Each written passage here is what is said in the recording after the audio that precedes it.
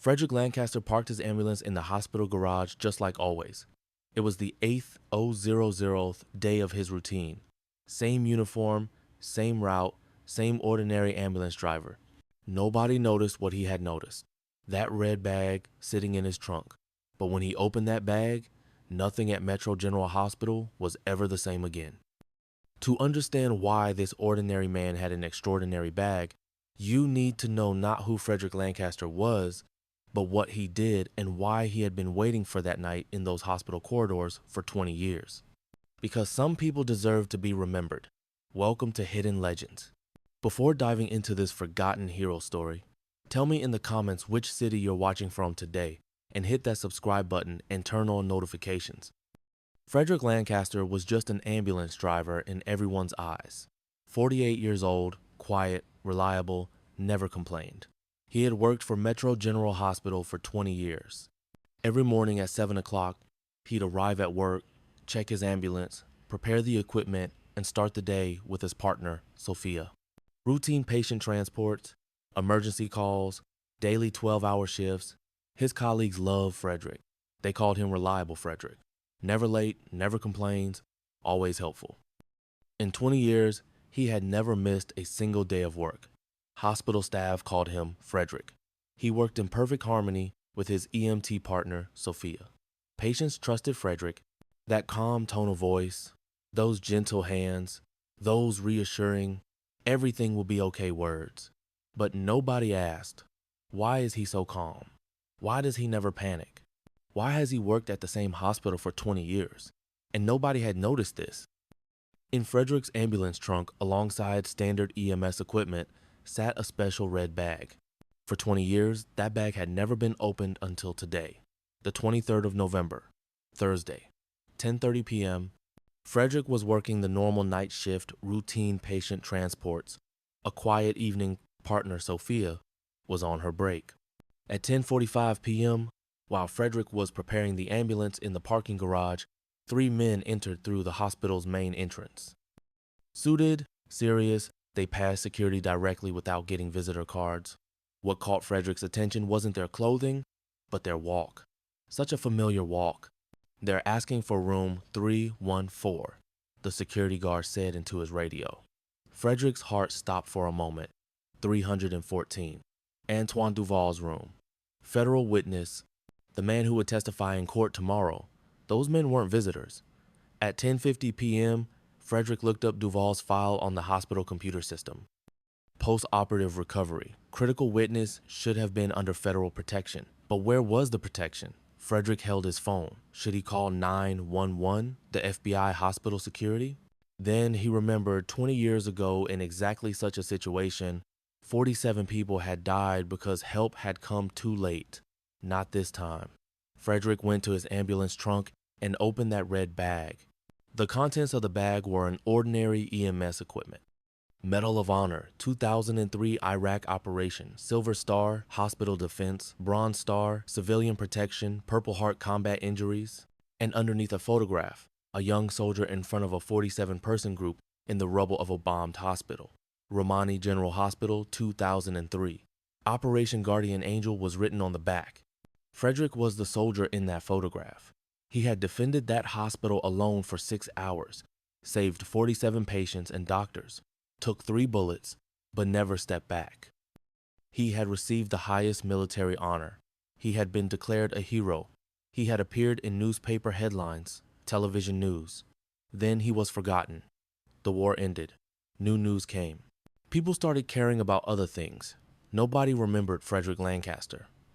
But Frederick had never forgotten the most important thing he learned in the hospital that day. Hospitals are sacred places. Sick people must be protected.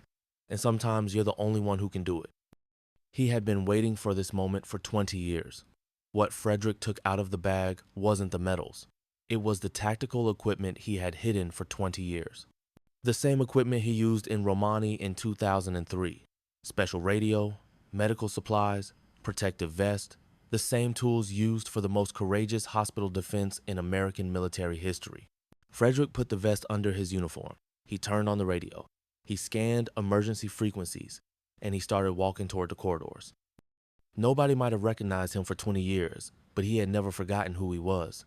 Congressional Medal of Honor recipient Sergeant Frederick Lancaster, Ramadi Hospital defender, 47 lives saved. Now it was time to defend Metro General Hospital. When Sophia returned from her break, she couldn't find Frederick. The ambulance was there, equipment was ready, but Frederick was gone. She called him on the radio. "Frederick, where are you?" The answer came from the hospital intercom system. "All hospital personnel, attention. Security code is being implemented. Stay in your rooms. I repeat, stay in your rooms." Sophia recognized Frederick's voice, but that voice was different. It was commanding. In the corridor leading to room 314, Frederick heard 3 men approaching with military steps like that night in Ramadi. Same sound, same threat, same code calculation. When Frederick got off the elevator, the men had already reached the 3rd floor. 312, 313. Only 20 meters left to Duval's room. Frederick blocked their path. He spoke in a command tone. The 3 men turned. The leader was short but looked dangerous. Frederick identified himself as the hospital's ambulance driver and told them they had no business there. The second man laughed, mocked him. He thought an ambulance driver could stop them. Frederick stepped forward. The lesson he learned in Ramadi 20 years ago. Showing fear meant death. He advised them to turn back and leave the hospital. The leader drew his weapon, threatened him. Frederick smiled. That smile was the last thing Iraqi fighters saw in Ramadi. He told them he could show them how he saved 47 people in 2003. The men exchanged confused looks. What was this ambulance driver saying? Frederick pulled out his tactical radio. If they had come to kill Duval, he had bad news for them. From the moment they entered this hospital, they were committing a federal crime. And he paused for a moment, feeling the weight of his Medal of Honor. He revealed that he was Sergeant Frederick Lancaster, Congressional Medal of Honor recipient, Ramadi Hospital Defense, 2003. He had defended this hospital against similar people before. The leader wasn't laughing anymore. He told them they could kill him, but they wouldn't reach Duval because to pass through this corridor, they would have to kill him first. And when he died, the entire hospital would sound the alarm. The FBI would be there in 3 minutes. They couldn't escape. Frederick took a tactical position. He put his back to the wall, keeping all 3 men in his field of vision. He turned on his radio. The hospital intercom system became active. His voice began broadcasting throughout the hospital. In 2003-inch Ramadi, when insurgents attacked the hospital, I was alone. For 6 hours, I protected 47 patients and doctors. I took 3 bullets, killed 12 enemies, never stepped back. He adjusted his tactical vest. Tonight at Metro General Hospital, I faced the same situation, and I promise you, you will not pass through this corridor until I die. The leader aimed his weapon and prepared to pull the trigger. Frederick smiled. They had said the same thing in Ramadi. The next 3 minutes of fighting in the Metro General Hospital corridors will be recorded in military history as Medal of Honor level heroism. The first move came from Frederick. The man who appeared to be a 20-year ambulance driver suddenly transformed into Medal of Honor recipient Sergeant Lancaster. As the leader pulled the trigger, Frederick rolled right, taking cover behind the wall. The bullet passed by his head. Frederick shouted into his radio, using military jargon as if he had a backup team. The men were surprised. Frederick made his second tactical move. He used the cleaning card in the middle of the corridor as a shield, starting to push it toward the 3 men. He gave instructions over the intercom for all hospital personnel to stay in their rooms for hospital security. The second man opened fire. Bullets hit the metal part of the cleaning cart. Frederick pretended to push the cart, then suddenly jumped left, taking cover behind the fire hydrant. The tactic he learned in the Ramadi Hospital defense: divide the enemy. He shouted tactical commands into his radio. The third man turned right in panic, thinking backup was coming. Frederick didn't miss that moment. He charged the third man from 20 meters away. Even at 48, that body was still a Medal of Honor recipient's body. Combat training had never been lost. He controlled the third man's weapon, struck the neck area with his left elbow. The weapon fell to the ground. The leader and second man tried to shoot Frederick, but risked harming their friend. Frederick used the third man as a human shield. While making a tactical retreat toward Duval's room, he shouted into his radio that he needed backup. The leader and second man thought Frederick really had a backup team. They debated among themselves whether to retreat, but Frederick was no longer an ambulance driver. He was Medal of Honor recipient Sergeant Lancaster, and he was defending the hospital. When he reached Duval's room door, Frederick made his final tactical move. He opened room 314's door, giving instructions inside for the federal witness to get down and take cover. Then he took position in the corridor. This time there was no retreat option like in Ramadi. Anyone who wanted to pass through this corridor through this door would have to kill him first. Frederick gave them their last chance. They should retreat. The FBI was on the way. The leader was angry. He had only stopped 2 people. There were still 2 of them left. Frederick pulled out his Medal of Honor, pinned it to his chest. There were 12 of them in Ramadi. He had stopped them all. The leader and second man made their final move. Both charged toward Frederick, firing. Frederick protected Duval's room door with his back turned. He made his body a human shield. 2 bullets hit his shoulder. It hurt, but he had experienced worse in Ramadi. Final tactical maneuver. Even while wounded, Frederick kicked the leader's leg, throwing him off balance. He tried to grab the second man's weapon. The struggle continued in the middle of the corridor between the bleeding Medal of Honor recipient and 2 professional killers. At that moment, the elevator door opened. FBI agent Isabel Moreau and her team emerged. The federal agents ordered them to drop their weapons. The leader and second man had to surrender. Frederick collapsed to the ground. He was losing blood, but Duval was still safe. Agent Moreau requested a status report. Frederick responded with military training. Federal witness secured. 2 hostiles neutralized. Hospital perimeter maintained. Agent Moreau asked who this ambulance driver was. Frederick looked at his Medal of Honor, blood flowing from his chest. He said he was Sergeant Frederick Lancaster, Congressional Medal of Honor recipient, Hospital Defense Specialist.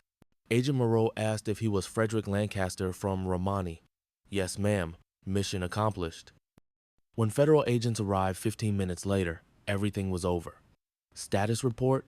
Asked FBI agent Isabel Moreau. 3 suspects neutralized. Federal witness safe.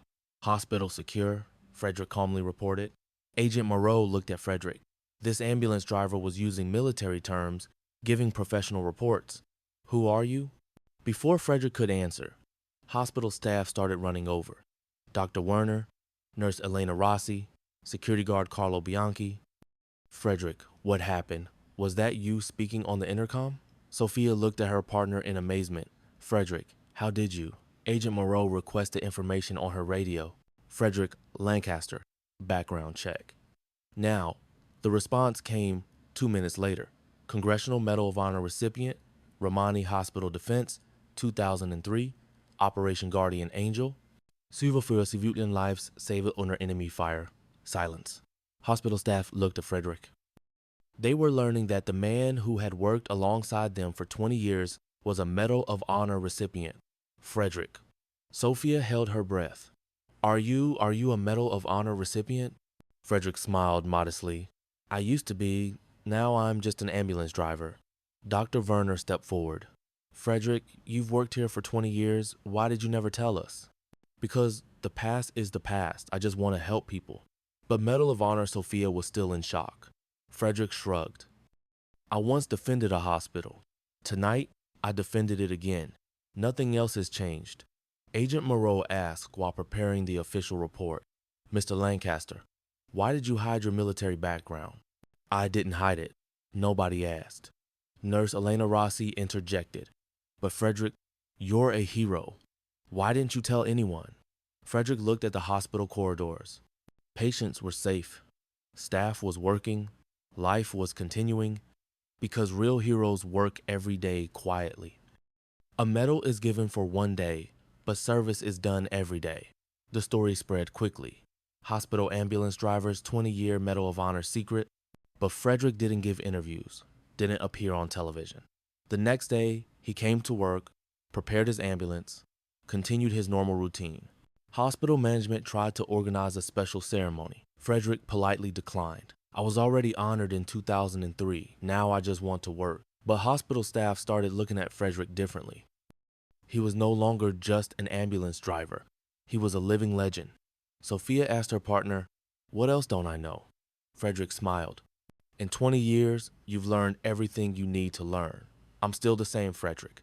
But Medal of Honor, it's a medal. What matters is what you do today. After Metro General Hospital staff learned Frederick's true identity, they started treating him differently. Respect, admiration, pride. But Frederick didn't change. Same ambulance driver, same partner, same routines. Dr. Werner, Frederick, we want to offer you a special position.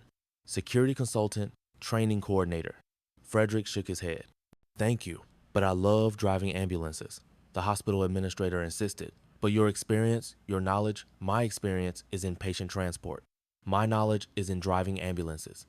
This is my job. Agent Moreau brought in federal authorities. Mr. Lancaster, would you consider Homeland Security consulting? Number, I'm an ambulance driver, Sophia asked. Frederick, why are you rejecting such big opportunities? Frederick sat in his ambulance driver's seat looking at the hospital building. Because 20 years ago, I learned that real service is done in ordinary jobs.